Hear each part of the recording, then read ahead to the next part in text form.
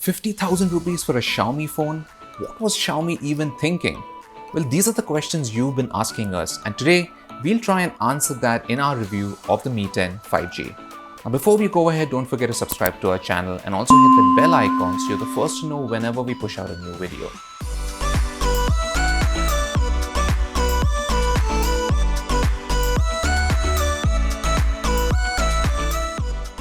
The Mi 10 5G is one of the better looking smartphones I've tested. The curved glass on the front and the back of this phone looks quite classy. This, coupled with the high gloss finish, makes it quite striking to look at. It is fairly large in size and it's heavy too at 208 grams. However, it doesn't feel too bulky as the thickness is still under 9mm. The buttons on the Mi 10 are clicky and are placed within reach. There's no headphone jack, but Xiaomi does provide an adapter in the box. The display is easily one of its best features. It's a very good looking panel with punchy colors and good brightness. It sports a 6.67-inch AMOLED screen and is sharp enough, but the resolution is still Full HD Plus and not Quad HD Plus. The display panel supports HDR10 Plus and streaming apps automatically detect the display as HDR capable. The stereo speakers on the Mi 10 5G sound balanced, but they don't get very loud. Now, locally stored files on the other hand did sound a lot better, but I had to max out the volume bar with a lot of streaming music and video apps. The always-on display is a nice touch, but I wish it was more functional, with the ability to at least control music playback, for example. The 90Hz refresh rate also makes a big difference in how MIUI feels, as it makes any interaction feel smoother. The in-display fingerprint sensor is not very quick, and it takes a good second before it recognizes your finger. I even had a couple of misreads during the review period. However, Face Unlock was lightning fast even in dim lighting. Next, let's jump to one of the highlight features of the Mi 10 5G. The 108-megapixel primary camera is the star of the show here, while the other secondary cameras are something we've already seen before.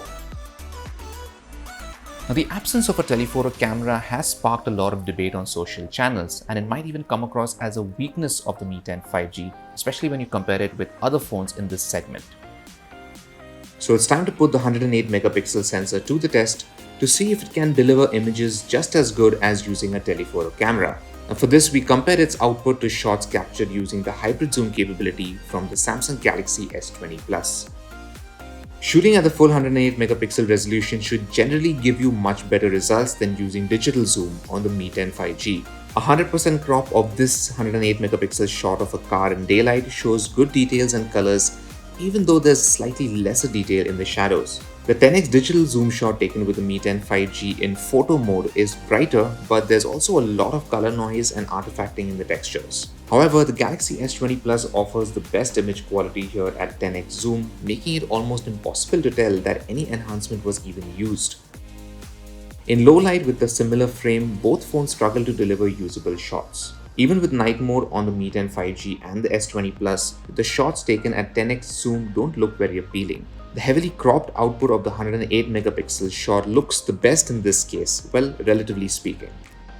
When we look at the landscapes and close-ups shot in the default photo mode, the Mi 10 5G manages to do well in daylight. Photos pack in a lot of detail, colors are punchy, HDR is handled well, and everything looks great on the phone's display.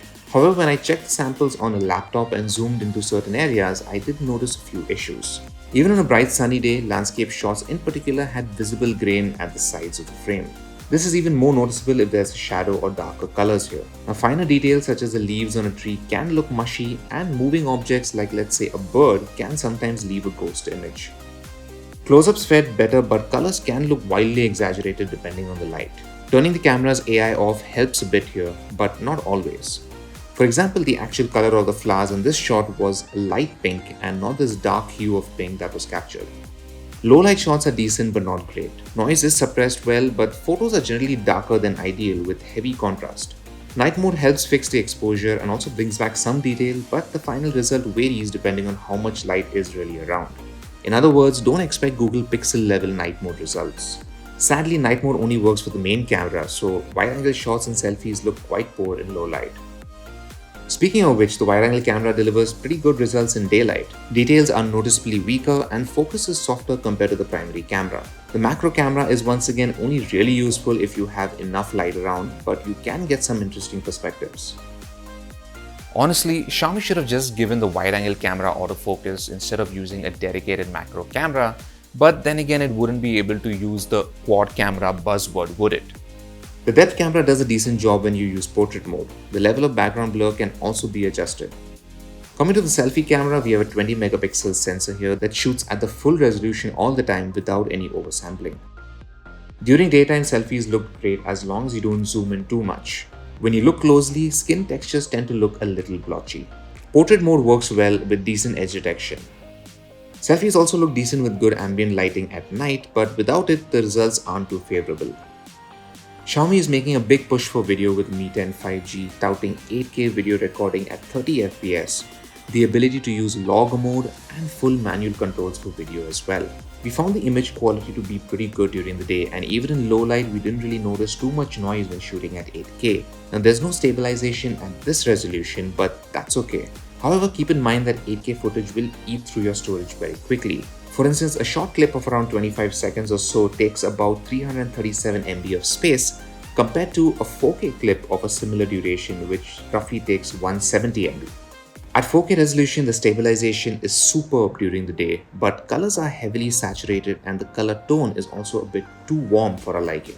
In low light, the image quality is retained well with good colors and not a lot of noise. The wide-angle camera can also record up to 4K resolution, but you can't switch between the main and wide-angle cameras once you've started recording, which is a shame. Footage is well stabilized, but colors are heavily saturated. The shoot steady mode crops the frame quite a bit, but the video is stabilized very well. Pro mode on the Mi 10 5G works for videos as well, and just like stills, you can manually set the white balance, focus, shutter speed, ISO and even exposure compensation. You can shoot up to 8K too in this mode. Log mode shoots a flat color profile, allowing you to adjust the contrast and brightness in post-production. Now you can edit the video soon after it's been shot with the default video editor. So that's pretty much it for the cameras on the Mi 10 5G. However, a flagship smartphone also needs to deliver flagship performance, so let's talk about that. Now, the Mi 10 5G does check most of the boxes except for an IP rating which it lacks for dust and water resistance.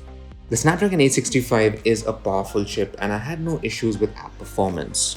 We have the 8GB RAM and 128GB storage variant, but there is a second model with 256GB of storage. Now I did play a lot of games including PUBG Mobile, Mario Kart and even Asphalt 9 Legends, and the Mi 10 5G handled everything just fine. However, I did notice that the outer body of the phone gets quite hot when doing anything taxing. The Mi 10 doesn't get too hot to hold, but definitely enough for you to think about taking a break from whatever you're doing. Now this happened mostly when we were charging the phone, either using the cameras heavily or gaming. Battery life is another area where the Mi 10 5G fares very well. With typical usage, I was able to sail past a full day on one charge with enough power for a few more hours on the next day. Constant camera usage and gaming does drain it faster, but it still lasted through the day at least. Now charging the Mi 10 5G completely from zero takes a little more than an hour with the bundled 30-watt adapter. The Mi 10 5G supports up to 30-watt wireless charging, which promises a full charge in just 65 minutes, but you'll need to buy Xiaomi's proprietary 30-watt wireless charger. The Mi 10 5G also supports reverse wireless charging at up to 10 watt. This phone runs on MIUI 11 and it's in line to get the MIUI 12 update too. Now, while Xiaomi has promised no bloatware or promotional content on this phone, our unit did have the Mi Music, Mi Video, themes and even the Get Apps marketplace pre-installed, and they did generate unwanted notifications occasionally. Now MIUI 11 itself is similar to what you get with Xiaomi's budget phones, with the same shortcuts and gestures to play with. However, one big difference is that it uses Google's Stock Dialer and SMS app among others. The Mi 10 5G offers a great design and excellent display, good battery life, decent camera performance and fast wireless charging. Having said that, it does get hot quite easily, the fingerprint sensor isn't the fastest and the lack of an IP rating might put some people off. It will take some time for everyone to get used to seeing a Xiaomi phone at 50,000 rupees, which is a big jump from the usual perception of this brand. So is the Mi 10 5G overpriced? Well, I do think it's quite competitively priced, in fact, considering all the premium features it offers. Now, hold on a minute before you jump to the comments hammering away at your keyboards to tell us we've completely lost it. Let's take a step back and look at this a little objectively. The competitors to the Mi 10 5G right now are the iQOO 3, Realme X50 Pro and the OnePlus 8 series.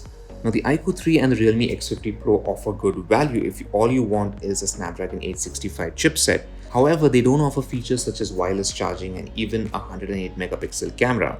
Also, I do think the Mi 10 5G has a more striking design than those two phones.